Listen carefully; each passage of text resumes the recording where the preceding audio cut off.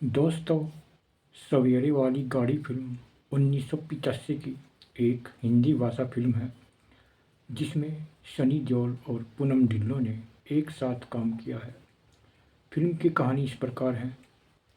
रवि दास, जो सनी देओल होता है, वह भारत के एक गांव में रहता है।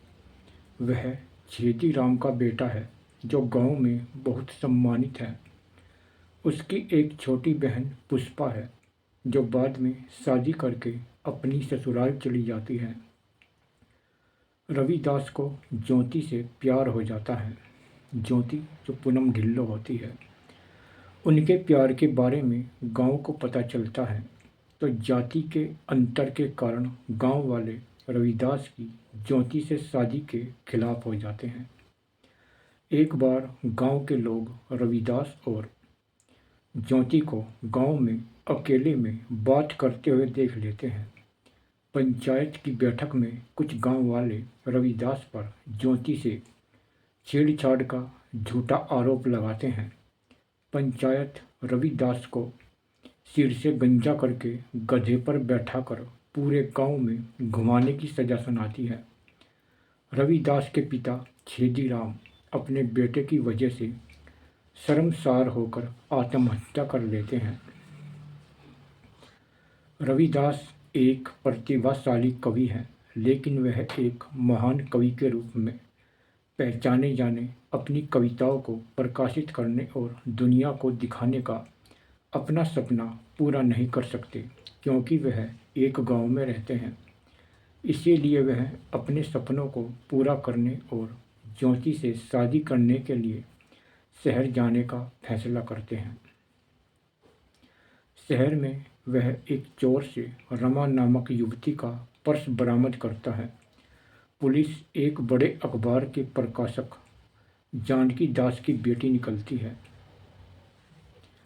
अखबार के प्रकाशक जानकी दास को अपनी बेटी रमा से रविदास की कविता की प्रतिभा के बारे में पता चलता है। वह अपने अखबार में एक कॉलम में रविदास की कुछ कविताएं प्रकाशित करता है। रविदास प्रसिद्ध होने लगता है और उसका सपना पूरा हो जाता है। वह सुबह की एक्सप्रेस रेल के किनारे लिखकर ज्योति से संवाद करता है। इसीलिए फिल्म का नाम सवेरे वाली गाड़ी रखा गया है। ज्योति हर सुबह ये संदेश पढ़ती है और उस समय का इंतजार करती है जब रविदास वापस आएगा और उसे अपने साथ ले जाएगा। गांव में ज्योति की बड़ी बहन सुखदेई उसके और रविदास के प्यार के खिलाफ है। इसीलिए उसकी बहन ज्योति के लिए शादी का रिश्ता लेकर आती है, लेकिन ज्योति लड़के से कहती है कि वह शादी से इनकार कर दे, क्योंकि वह किसी और से प्यार करती है। इसीलिए ज्योति के कहने पर वह लड़का शादी का मन बना लेता है। ज्योति का देवर किशन लाल होता है जो प्रेम चोपड़ा है। वह ज्योति को पसंद कर लेता है और उससे शादी करना चाहता है। वह उससे इश्क लड़ाने की कोशिश करता रहता है। एक दिन वह गांव में पंचायत बुलाई जाती है और सरपंच से मांग की जाती है कि उसकी पत्नी सुखदेई के कोई बच्चा नहीं है, इसलिए वह उसकी साली ज्योति से शादी कर ले। उसने अपनी पत्नी से कहा कि अगर वह उसकी और अपनी बहन ज्योति की शादी के लिए राजी नहीं हुई तो उसे घर छोड़कर जाना पड़ेगा। यह सब सुनकर शेर सिंह, जो रिटायर मेजर होते हैं, जो धर्मेंद्र होता है, वह बैठक में इसका विरोध करता है।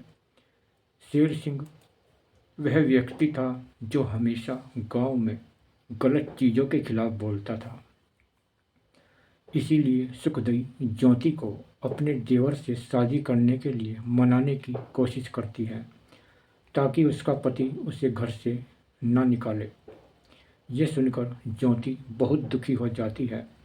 ज्योति को अपने प्यार रविदास की बहुत याद आती है और सुबह ट्रेन के आगे वाले कोच पर चौक से रविदास के लिए संदेश लिखती है कि वह शहर से जल्दी वापस आ जाए, यहाँ कुछ ठीक नहीं है। लेकिन बारिश के कारण वह ट्रेन शहर के शहर पहुंचने से पहले ही उसका संदेश मिट जाता है और रविदास पढ़ नहीं पाता। एक दिन गांव में भारी बारिश होती है और बाढ़ आ जाती है। गांव में ऐसी बारिश 50 साल बाद हुई थी। गांव के पंडित ने सरपंच और गांव के लोगों को सुझाव दिया कि 50 साल पहले भी ऐसी ही बारिश हुई थी। तब गांव की देवी को शांत करने के लिए विशेष पूजा की गई थी। 50 साल पहले इसी पूजा की वजह से देवी शांत हो गई थी और बारिश रुक गई थी और पूरा गांव डूबने से बच गया था। पूजा ऐसे ही की जाती है कि गांव की एक लड़की आधी रात को बिना कपड़ों के पूरे गांव में घूमेगी और गांव का कोई भी पुरुष पूजा के समय घर से बाहर नहीं निकलेगा। उनका मानना था कि ऐसी पूजा करने से देवी शांत हो जाती है और गांव में बारिश और तूफान बंद हो जाएगा और गांव डूबने से बच जाएगा। पंडित गांव के लोगों और सरपंच को सुझाव देता है कि गांव की सभी जवान और कुंवारी लड़कियों के नाम चिट पर लिखे जाएं और जिस लड़की की चिट निकलेगी वह यह पूजा करवानी होगी। ये सब सुनकर शेर सिंह को बहुत गुस्सा आ जाता है, लेकिन कोई उसकी बात नहीं सुनता क्योंकि सभी को गांव बचाने की चिंता होती है। फिर शेर सिंह नाराज होकर वहां से चला जाता है। गुप्ता एक पंडित से अकेले में कहता है कि अगर उसकी लड़की का नाम आ गया तो उसकी लड़की बदनाम हो जाएगी और उससे कोई शादी नहीं करेगा। फिर पंडित ज्योति के खिलाफ साजिश रचता है। वह सब पर ज्योति का नाम लिख देता है ताकि ज्योति का नाम सामने आ जाए और वह पूजा करे। ज्योति का नाम सामने आने पर वह लोग बहुत दुखी हो जाती है और पूजा करने से मना कर देती है। अचानक पूजा से पहले ही बारिश रुक जाती है। गांव के लोग खुश हो जाते हैं और देवी का शुक्रिया अदा करते हैं। तब ज्योति के जीजा किशन लाल कहते हैं कि बारिश रुक गई है, अब हम पूजा रोक देंगे। लेकिन पंडित कहते हैं कि हमने पूजा करने का सोचा इसलिए बारिश रुक गई। अगर हम पूजा रोक देंगे तो गांव में फिर से बारिश हो जाएगी। गांव की महिलाएं ज्योति को पूजा करने के लिए मनाती है। गांव की भलाई के लिए वह बड़ी मुश्किल से राजी होती है। दूसरी ओर शहर में राम को रविदास पसंद आने लगता है। वह ज्योति से मिलने के लिए गांव चले जाते हैं, जहां वह राम को ज्योति और अपने प्रेम के बारे में सब कुछ बताते हैं। उसी दिन रविदास शहर से गांव के लिए निकल जाता है और जब वह आधी रात गांव पहुंचता है तो अचानक वह ज्योति को गांव की सड़क पर बिना कपड़ों के देखता है और जोर से चिल्लाता है और ज्योति को लेकर भाग जाता है। गांव के लोग यह सब देखते हैं कि रविदास पूजा में बाधा डाल रहा है, इसीलिए सरपंच गांव वालों को रविदास को मारने का आदेश देता है। रविदास ज्योति के साथ एक मंदिर में जाता है। वह ज्योति के पहनने के लिए कुछ कपड़े लेता है। दोनों गांव से निकलने के लिए ट्रेन की तरफ भागते हैं, लेकिन गांव वाले उन्हें घेर लेते हैं और तभी शेर सिंह आता है। वह सभी गांव वालों से लड़ता है ताकि रविदास और ज्योति आराम से ट्रेन पकड़ सके, लेकिन दुर्भाग्य से गांव वाले शेर सिंह को मार देते हैं।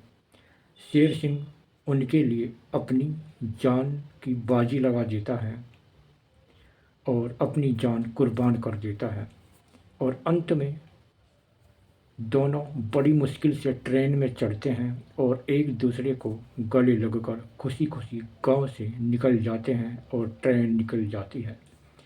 आखिरकार दोनों अपने प्यार में सफल हो जाते हैं और खुशी खुशी एक नई जिंदगी जीते हैं।